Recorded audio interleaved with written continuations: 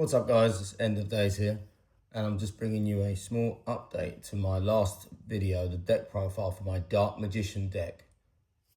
I will put a link in the description of this video for those of you guys that haven't seen my previous deck profile.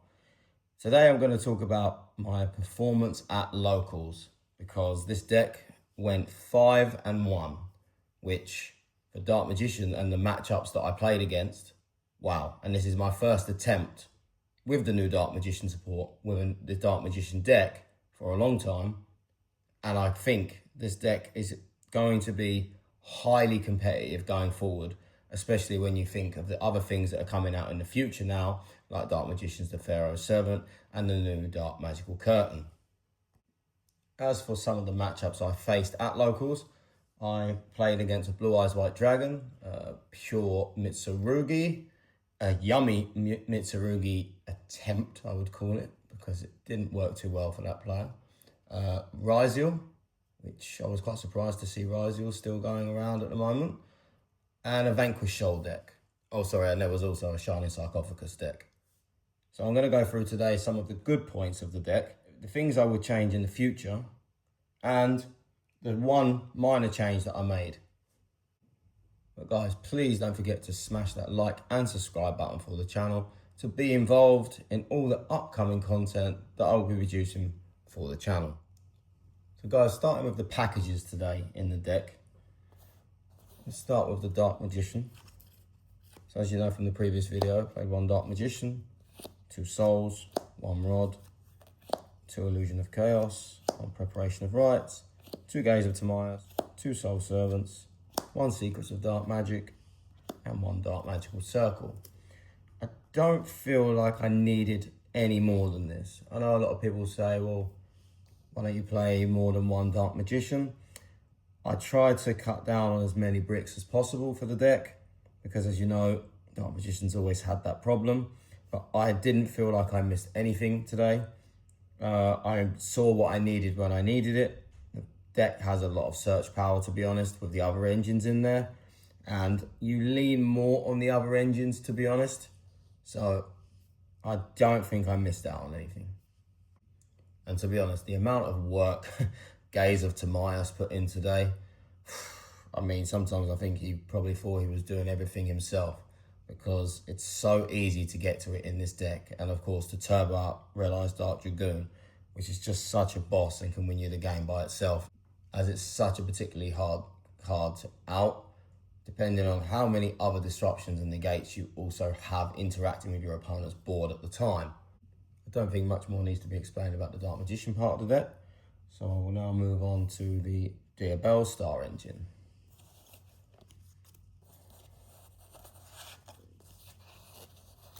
So as you know from the previous video, played 3 YuGiOh Stars, 3 Wanted, 1 Deception, 1 Hallowed as Amina.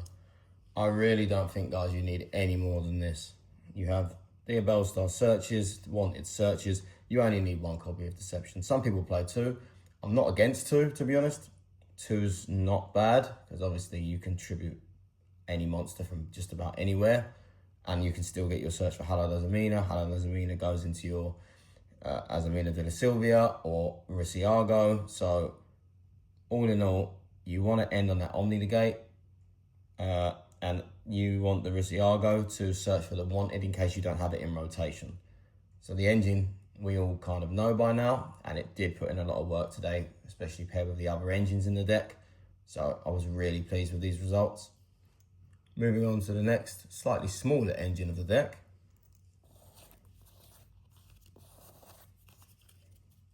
Would be the Primite package. Now, I'm only playing a smaller Primite package, and the reason for that is because I'm obviously running Dominus Impulse. So I only played 2 Primite Ether Beryl, 2 Lordly Load, and the 1 Drill Beam. To be honest, today I saw this more than enough. More than enough. I mean, you have to remember, guys, Primite Dragon rotates itself back every standby phase. Of course, as long as it doesn't get banished by like a Call by the Grave or something like that. But it rotates back to your hand each turn, and it also allows you to set Drill Beam back each turn. So you've constantly got these cards in rotation. Obviously, the reason I'm also playing a smaller package is because I'm only playing one vanilla Dark Magician. So the Primarch Lordly Load can special summon the Dark Magician back from just about anywhere. But of course, if something happens and it gets banished, or you end up banishing that Dark Magician off of your Dark Magician of Destruction, of course, then Lordly Load is now a brick and doesn't really do anything for you anymore. So if I think about playing only one Dark Magician and the Dominus Impulses I have in the deck, that's the reason, of course, for a smaller package. Moving on to the next package in the deck. Yep, there's another one. And that is the Shining Sarcophagus package. So I was playing 3 Dark Magician Girl, then Magician's Apprentice, 2 Shining Sark with the 1 Future Silence, and 1 Dark Magician, the Magician of Black Magic. Now, the reason for playing only 2 Shining Sark and 1 Future Silence is I noticed during testing, and it kind of happened quite a bit, where I would somehow open 2 Shining Sarcophaguses. Now, when you don't want to open 2 Shining Sarks, because of course you can only activate it once per turn. So you activate 1, you search for the Dark Magician Girl, then you discard a card to summon, and she searches, well, she can't search another Shining Sarcophagus because I've only got 2, but otherwise she would just search another Shining Sarcophagus. So with the thought with the Future Silence is, if you open Future Silence and Dark Magician Girl, or Future Silence and Shining Sark, you've got ways there to be able to potentially get Dark Magician, get Dark Magician Girl, and in my side deck, which I haven't revealed to you yet, I'm also playing Gandora. Now, of course, that gives you another option there to get straight to Gandora. So it's good to have these different tech options, I think, not just 3 Shining Sark, but the Future Silence is there as well. All in all, it paired very well with the other cards because, again, Dark Magician Girl gets you Shining Sark search. Straight away, it's a 1-card D-Mod. D-Mod does the rest of the work, gets you Gazer Tamias, can get you a Soul Servant. When you special summon the Dark Magician of Black Magic with the Dark Magician Girl, and you use Soul Servant, you can get 2 draws off of it, which is absolutely fantastic for the deck, because we need as much draw power as we can get, although this particular build was designed to have as much draw power as possible. Moving on to the non-engine part of the deck. Now this is where I made just one of my changes from my previous deck list. So I will show you now, guys. I still played the 3 Ash Blossoms.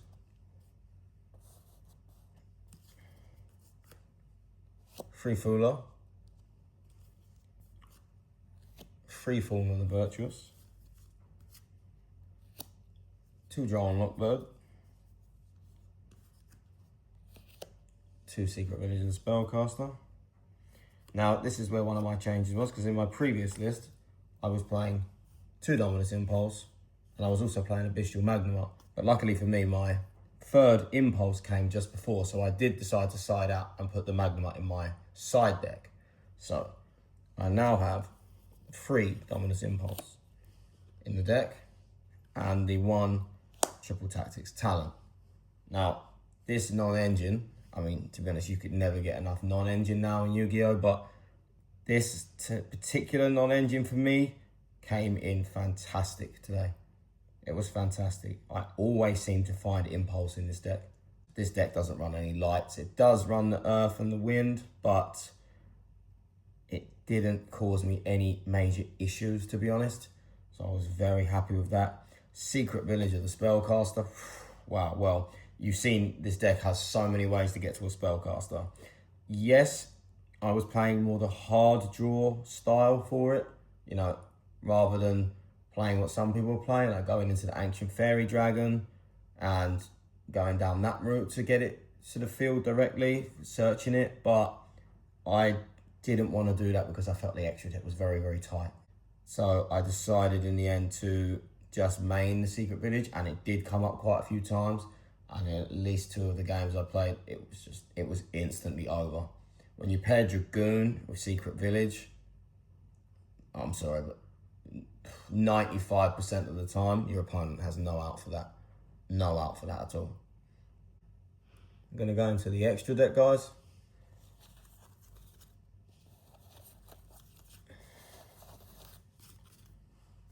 I'm going to go into the extra for you guys now. It's exactly the same as it was before in the previous deck profile, but I'll go for it again now for you guys who haven't seen it. So we've got 2 Dark Magician of Destruction, 2 Red Eyes Dark Dragoon, 1 Tamias the United Magical Dragon, 1 Master of Chaos. We had 1 Albion the Branded Dragon with 1 Ecclesia the Dark Dragon for the Fallen the Virtuous package, 1 Azamina Ilia Sylvia, 1 Azamina Muriciliago. We had Miasma Necromancer, IP Masquerena, SP Little Knight, Celine the Master of Magicians, and Access Code Talker. Now for me today, this was pretty fantastic. It's quite tight. I find it quite tight right now. But I feel like there's also many different options you can play depending on the build that you've made. Now, for my side deck for the tournament that I will reveal for you at a different time, I was actually running 3 extra deck cards in my side deck, which you might be thinking, whoa, okay. But that's because today I was also using the Super Polymerization in the side deck. So of course I had Garura Mud Dragon. And as you see in this, there is no Typhon. So I also decided to side in Typhon if I was going second. And a lot of the time I would probably side out 1 of the Dragoons, Miasma, possibly I took out Rusiliago as well, or even 1 of the D-Mod, Dark Magician of Destructions. And I never seemed to have a problem. I never needed it more than I should have. There was 1 situation where Red Eyes Dark Dragoon, I could have gone into another one. But, I mean, to go through that many duels and only have 1 hiccup in your extra deck, I think is more than okay. As for the results of my locals tournament, guys, well, you'll be quite surprised. So, I beat Vanquished Soul.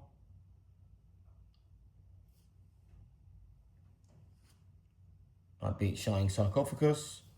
I beat Mitsurugi. I managed to beat Yummy. The 1 duel that I did lose today, which even now saying it is quite funny, but I'm going to explain what happened. I lost to Blue Eyes White Dragon, which you think probably how. But this particular player was main deck in Skill Drain. Now I think Blue Eyes is probably the strongest deck in Yu-Gi-Oh! To run Skill Drain at the moment because you have a vanilla Blue Eyes White Dragon, 3,000 attack points. If you manage to get those in rotation with True Light and your Maidens and special summon them all, then it makes it nearly impossible for you under Skill Drain to remove. It makes it nearly impossible for you to under Skill Drain to withstand attacks constantly from Blue Eyes White Dragons when you can barely get into any of your powerful monsters because we rely very heavily on our monster effects.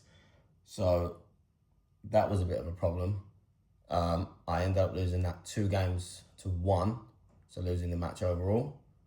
But I went 5-1 in the tournament, beating some of the most top amended meta decks out there now. So for this locals, I cannot have any complaints at all. I was delighted, to be honest. Now I'm just looking at ways that I can improve the deck and other strategies that I've already been testing. So I'll be back in touch with you guys very soon. Thank you very much for listening. End of days. Please don't forget to like and subscribe, and I'll see you soon.